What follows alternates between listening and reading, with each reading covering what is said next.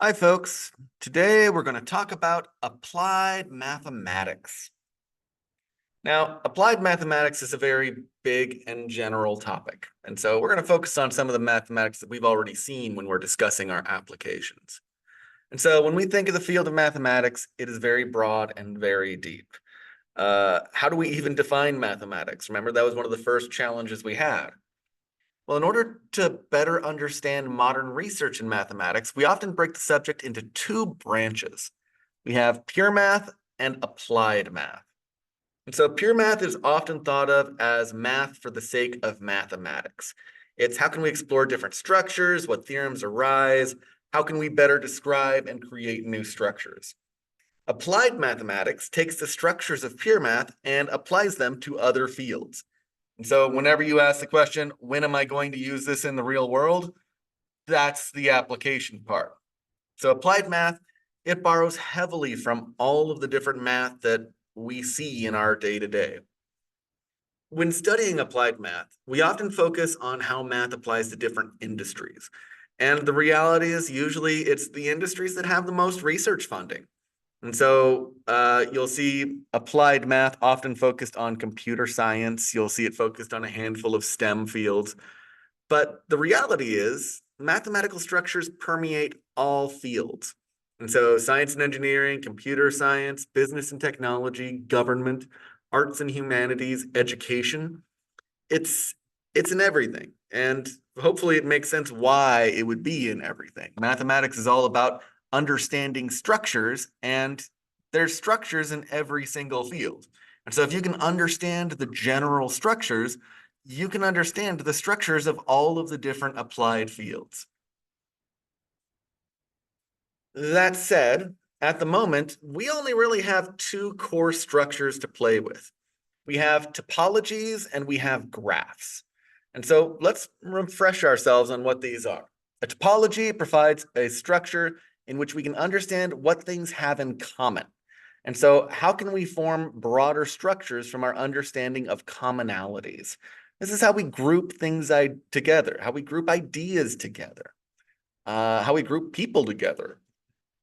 A graph then focuses on the relationships between different groups or different elements of a group. They can be directed, they can have weights or values on the objects, or they can have relationships themselves. When we take these two structures and put them together, we get the underlying structure of most fields. And we're going to see how that happens. To begin with, let's just understand a friend group. And here is our simple example. So the simplest examples of graph theory to daily life is friend, family, and employment relations. So consider the collection of friends to the right. Hopefully you all see the joke there. How can we analyze a graph? And so we've seen some things we can do. We know we can make the edges directional. We can put weights on the edges of the vertices or add descriptive information. We can group together different types of connections, or we can focus on smaller sections. There's a lot of different things we can do when looking at a graph and trying to understand the structure. One tool is a subgraph. And so a subgraph is a graph made from a subset of another graph. Basically, it gives us a way of focusing in on a particular set of relationships. And so it can be a powerful tool to understand the structure of a collection. The collection of all subgraphs of a graph form a topology, because of course it does. Consider the friends example. What does the graph look like if we focus exclusively on romantic connections? Or what happens if we remove the vertex with the highest degree, which would be Monica in this situation? And so if we remove this one vertex, what happens to the graph? It's going to completely change its structure and its behavior.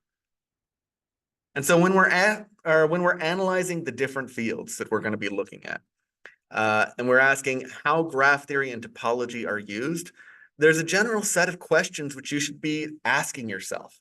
What is the topology? What are the base elements of this set? What would the discrete topology or power set look like? What do unions and intersections look like? What subgraphs could be interesting?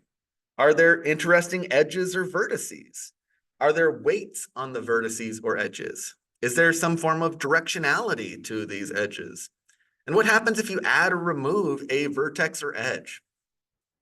What you'll find is that in every applied scenario, these questions lead to a deeper understanding of the structures in play. And so let's go through an assortment of applications and just see where these two structures, and again, there's many other structures in math. We're just going to focus on these two for now. And let's see where these two pop up.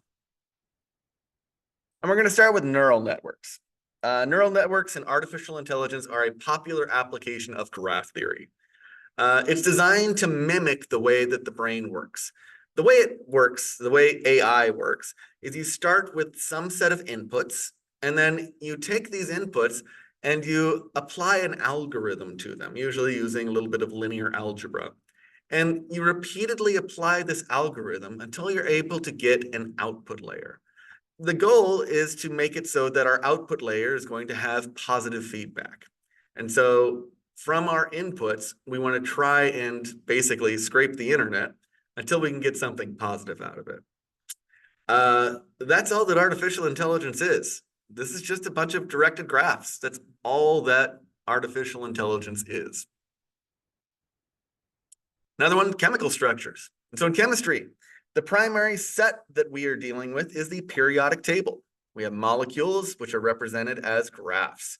And here are some standard graphs. Combining two molecules to create a new molecule is a mapping from two graphs to a new graph, through which the collection of elements remains unchanged. This can be modeled as a topology in the collection of elements. In physics, there's a lot of physics applications. When understanding the fundamental structures of all things, big and small, we need to be cautious of our frame of reference. We know that space and time are interconnected, and forces such as gravity can warp reality.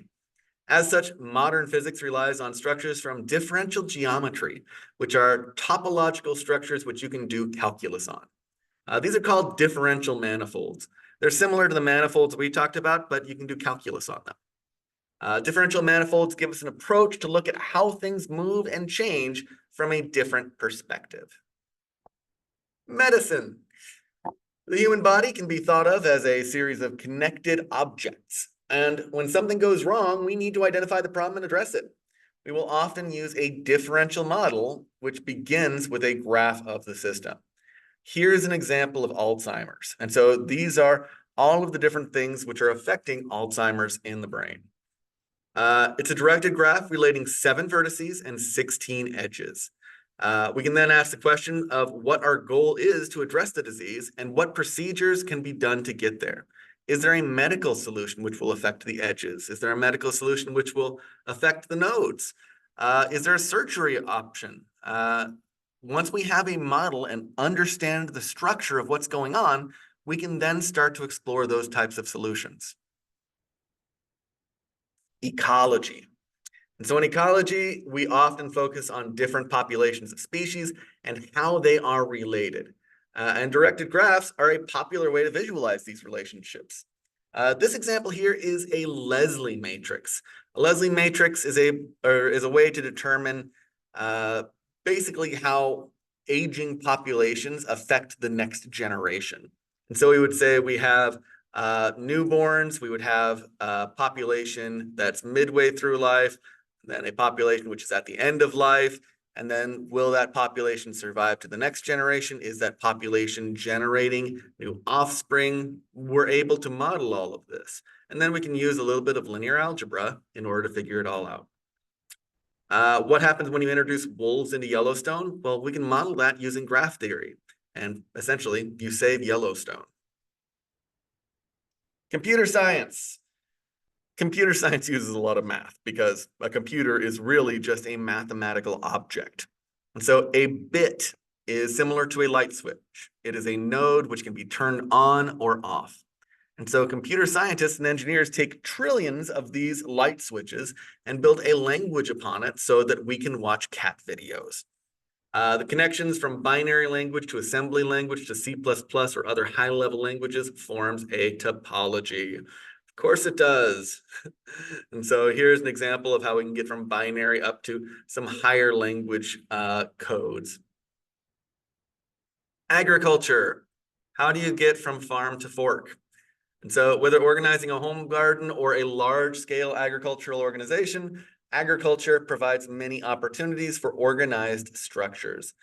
It goes from how should plants be laid out, what are their yields, how can we optimize them, to how do we get produce to people in a timely manner before it goes bad.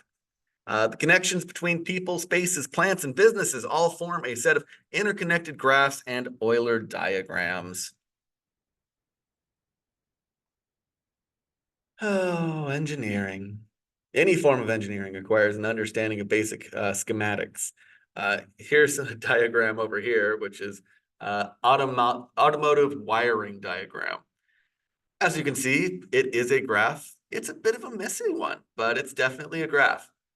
Whether it's electrical engineering, architecture, civil engineering, industrial engineering, chemical engineering, mechanical engineering, it's all about designing and building structures. Anthropology. In anthropology, we can model how humans have changed from early times to present day. We can focus on how they've changed physically. We can focus on how they've changed culturally. But humans have changed substantially across the last few million years. And here we can even see the bone structures of the skull as it's changed across the last 6 million years or so. We can model all of these changes, whether it's physical or cultural, through trees, which is just a form of graph. And so here are some of the graphs, or here's a tree showing how the skulls have changed. And we can also see some of the different artifacts, I'm guessing. Yeah, artifact traditions and how they have changed. And so now let's move on to business and government applications. The biggie is going to be organizational charts. No matter what you're doing, you're going to have an organizational chart. This looks like it's the current Los Rios one. Oh no, ARC. This is American River College organizational chart. Organizational charts are typically used to keep track of which individuals are in charge of different tasks and who reports to who. Consider the graph to the right, which shows the relations between the American River College administrators. All of our tools from graph theory can help us understand this organization. And so again, it becomes a question of, if we needed to, how could we consolidate positions? How could we remove positions? Where would we want to add positions? Is there a need in certain areas? Well, we would come back to a diagram like this as a starting point, just to understand the structure of the institution. Systems of government. The government itself can be viewed as a graph or a topology. A directed graph to the right demonstrates checks and balances set forth in the US Constitution. What happens if one body stops doing checks on power? Well, you can have very negative results if one of the branches stops doing checks on one of the other branches. Each country, state, territory, county, and city has some form of government in place, which can all be modeled in a similar way. And then they can all be connected to one another. I mean, when we think about it, the base elements are people. And we can think about the structures of people from a government perspective. City planning and zoning. So in organizing a community, we often create a zoning map. The map will often include regions for residential, commercial, industrial, agricultural, parks and wildlife, and city buildings. We can use the tools of topology and graph theory to help develop a proper plan. When considering a new residential area, what things do you need to keep in mind? Well, you'd want it to be able to be close to certain things and maybe further away from other things. And so how can we make sure that we have a school nearby a residential area? Would we want a park nearby a residential area? Would we want an industrial area right next to a residential area? Well, maybe, maybe not. And so those are the types of questions we can start to ask. Transportation is another biggie. When we look here, this is a graph showing the Tokyo subway route. So when thinking of transportation grids and public transportation, we can think of the city zones as vertices and the transportation grid as the edges. Whether discussing roads, walking paths, public transportation, Moving people from place to place requires a strong idea of how people move. And so looking at this, this is the Tokyo system. It's a little bit more advanced than what we've got here in Sacramento, but who knows? Times will change. Electoral college. That's a messy one. So the United States uses an electoral college to determine presidential elections. With people as elements, counties as a larger collection, individual states as a larger group, which have an assigned weight, this is a topology. This is why during an election cycle, the entire election will frequently come down to just a handful of counties. Eventually, folks can even get it down to a few neighborhoods. Certain elements matter far more than others in a topology like this. Along those same lines, we have the idea of gerrymandering. And so any conversation regarding elections would be incomplete without an exploration into gerrymandering. Gerrymandering is the practice of deciding districts, collections of people, in a way which supports the interest of one party or another. As a grouping of people, we can think of these spaces as topological, and it raises the questions of what is the best way to group a district. Looking here, we can see 50 people, 60% blue, 40% red. Well, depending on how you structure things, you could make it so that blue is getting 3 districts and red is getting 2 districts. You could make it so blue gets all 5 districts, or you could make it so that red ends up getting more districts. It really depends on how you structure things, and that can be very impactful. Next up is economics and supply chains. And so when we think of supply chains, a business has inputs and it has outputs. In the most general model, a business takes material from a supplier, applies value to that material, which then goes to retailers for distribution to customers. Modeling the path from suppliers to customers is a directed graph, and understanding the graph can help identify ways to improve a business and increase profit. It also allows us to understand what happens when something changes in the supply chain. For instance, if there are tariffs which are instituted. Well, understanding how that affects a directed graph can tell us how that's going to affect the value at the end. Oh, strategic planning. I like this one. And so strategic planning is a way to help an organization collect information on what's working and what's not, and then connect those ideas to improve the organization. The example to the right is a SWOT analysis. If you look closely, it's an Euler diagram. The idea of a SWOT analysis is it asks what types of things are things that we as an organization can do, and what are things which are coming at us that are coming from outside of the organization, things we can't impact. We can then identify which ones are strengths and weaknesses, and so those would be internal things. And then what are opportunities and what are threats, and so those are the external origin items. From there, we can start to connect these ideas. So how can we use our strengths to address some of our weaknesses? How can we use some of our opportunities to counter some of our threats? How can we use some of our strengths to build on these opportunities? If you do this, you can build a very strong organization. At the end of the day, this is an Euler diagram. We are building a graph on it, a directed graph, and we're trying to understand the structure of the organization based on strategic planning. So a lot of math involved.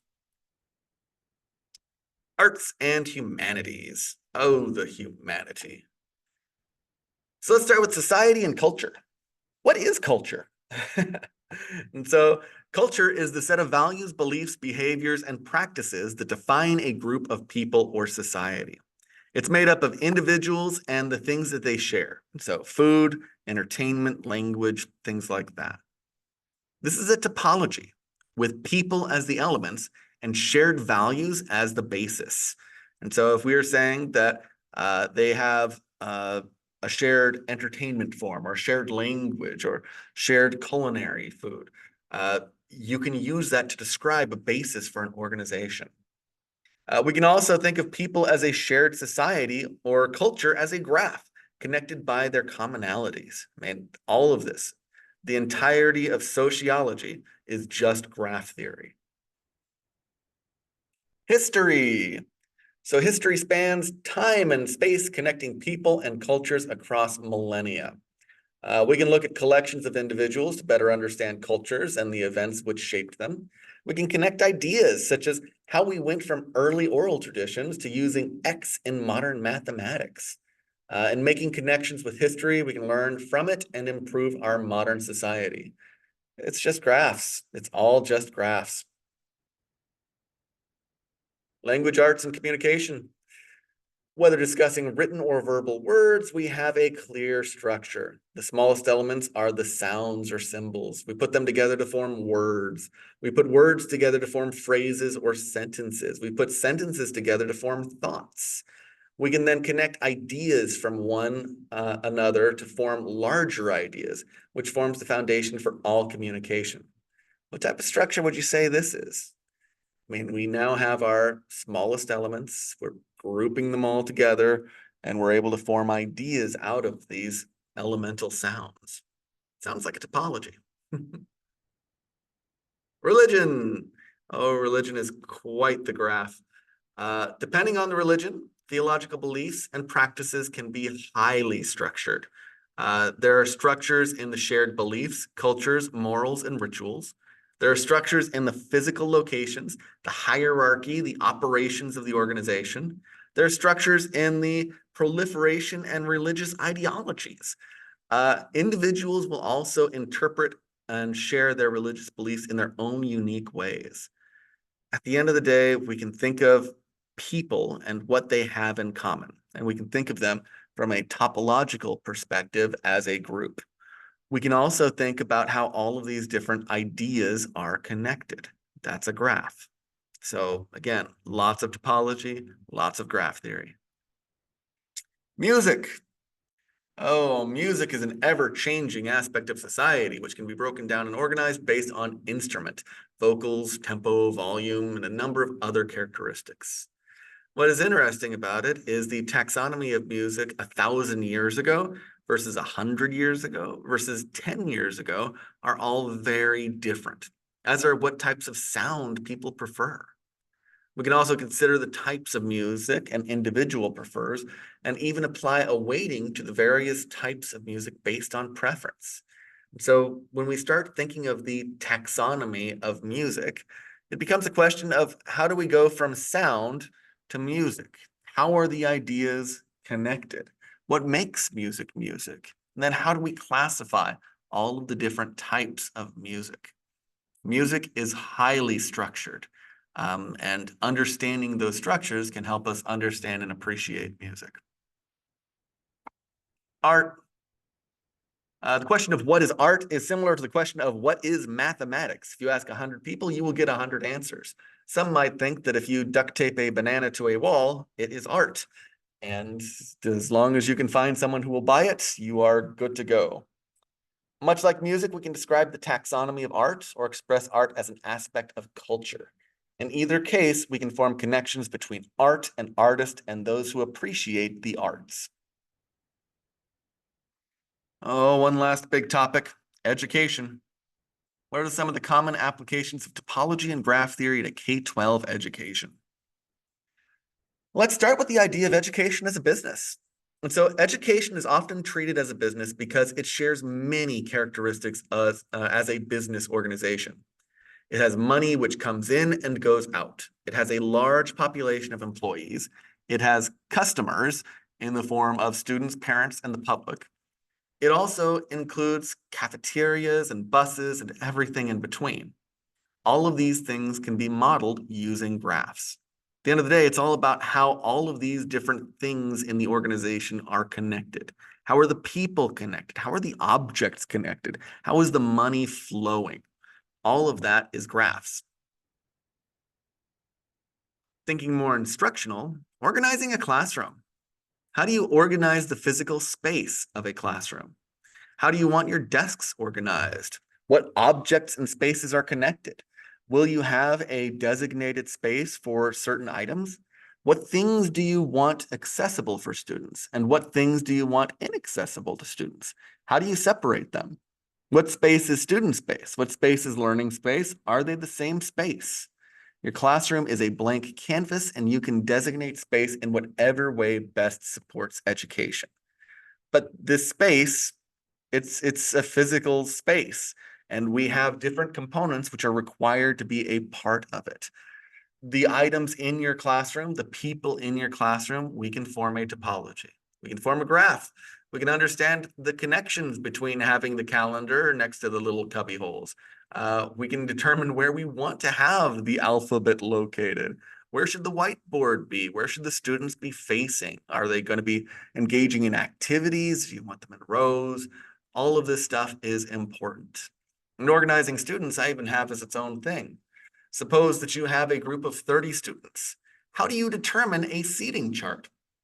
What is the best way to group students?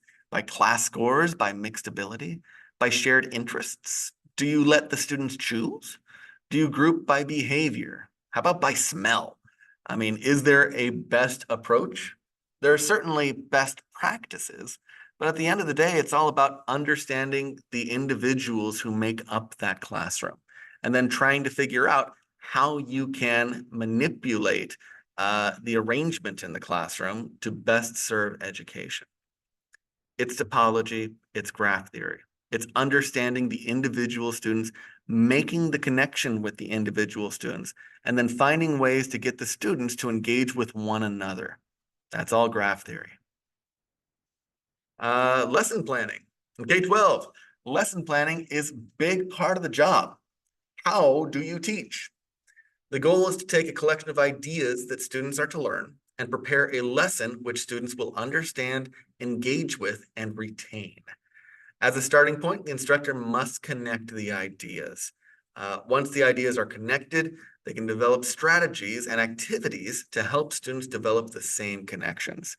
That's really what it's all about. There's different models in education. One of the big ones used to be that the students are like a bucket and we're trying to fill the bucket with water. That's not a really great approach for thinking about education. Really, we're trying to get students to develop connections to the material so that they can understand the material in their own way. And that's tricky to do, but it's graph theory. Organizing a schedule. K-12 instructors, the work-life balance is key. Burnout is a reality. How can graph theory and topology help? What aspects of your life do you value and wish to put energy into? What life goals do you have in the near or not so near or distant futures? Write these things out, organize the information, and create a roadmap to meet your goals. This is for more than just K-12 instructors. This is for everybody. So make sure that you have a plan. Final thoughts. When we look at all the structures, they're all the same. It's information which can be organized, connected, and analyzed. It's physical space, connections, it's taxonomies, it's concepts with ideas. It's real-world applications we engage with every day. How do you use connected objects, spaces, people, ideas? Understanding the tools of topologies and graphs in the abstract can better help us understand these applications. What types of music do not use the drums? How does language change with time? What structures do we need to ensure government represents the interests of its people? How can we build a better tomorrow? It's all the same stuff. It's all just topology and graph theory. Again, when we think about topology, topology is all about saying we have some members. What are their commonalities? What are their shared characteristics? And then when we're thinking of graph theory, it's all about how do we connect these groups? How do we connect individuals to groups? These two ideas appear in every single field.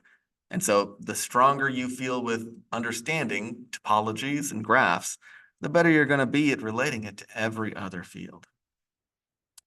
With that, I'll let you get to work exploring where you find topologies and graphs in the real world. Good luck, folks.